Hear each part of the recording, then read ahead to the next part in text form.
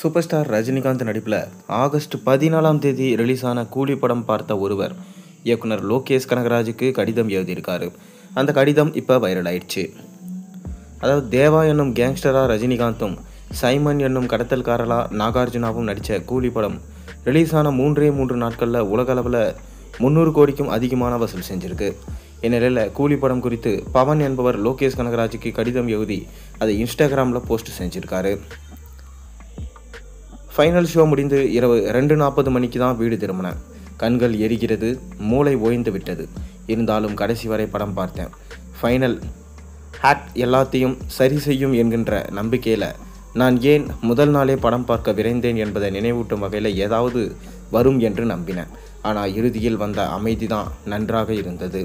அந்த நேரத்தில் தான் ஏன் அங்கு இருந்தேன்.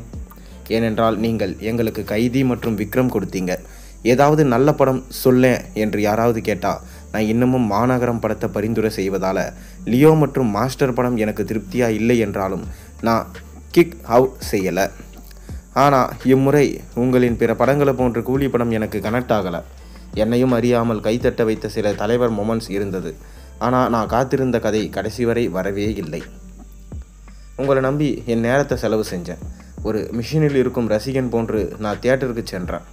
எதுவும் கிடைக்காமல் வெளியே வந்தேன். சந்தோஷமும் இல்லை, மாறா எதுவுமே கிடைக்காததுனால 3 மணி நேரத்தோட படத்தை பார்த்தேன். அப்போது தான் எனக்கு ஒன்று தோன்றியது. நான் கூலியை பார்க்கல, நான் தான் கூலி என்பது. பவனின் போஸ்ட்டை பார்த்த சிலரோ கூலி படம் பார்த்து எங்களுக்கும் ஏமாற்றம் தான் ஏற்பட்டது, வெறும் பில்டப் தான், படத்தில் எதுவுமே இல்லை, லோகேஷ் கனகராஜோடைய சரக்கு இல்லை, எப்போது பார்த்தாலும் போதைப் பொருள் கடத்தல் என்று தெரிவித்துள்ளார். மேலும் சிலரோ கூலி படம் நல்லா தானே இருக்குது, அதை போய் மொக்கேன்னு ஏன் பலரும் சொல்கிறீங்க என்று கேள்வி எழுப்புறாங்க. 75 வயதில் ரஜினிகாந்த் முயற்சி எடுத்து நடித்ததை பாராட்ட மனம் இல்லை என்றாலும் குறை சொல்ல வேண்டாம் பவன் என்கிறார்கள் சூப்பர் ஸ்டார் ரசிகர்கள். நீங்கள் சொன்னது உண்மைதான் பவன். கைதி விக்ரம் படம் அளவுக்கு கூலி இல்லை, மாஸ்டர் லியோ படங்களை பற்றி பேசுவதற்கு எதுவுமே இல்லை என்று சிலர் கூறியிருக்காங்க. கூலி படத்தின் மீதான அதீத எதிர்பார்ப்பு தான் இந்த ஏமாற்றத்துக்கு காரணமாகிவிட்டது. ஏமாற்றத்தால் தான் கூலி படம் பார்க்க தியேட்டருக்கு செல்லும் கூட்டம் வெகுவாக குறைந்து விட்டது என்று பேசப்படுது. தக் லைஃப் படம் அளவுக்கு இல்லாவிட்டாலும் கூலி படத்திற்கு நெகட்டிவ் விமர்சனங்கள் வேட்டு வைக்க இப்போ ஸ்டார்ட் ஆகிடுச்சு.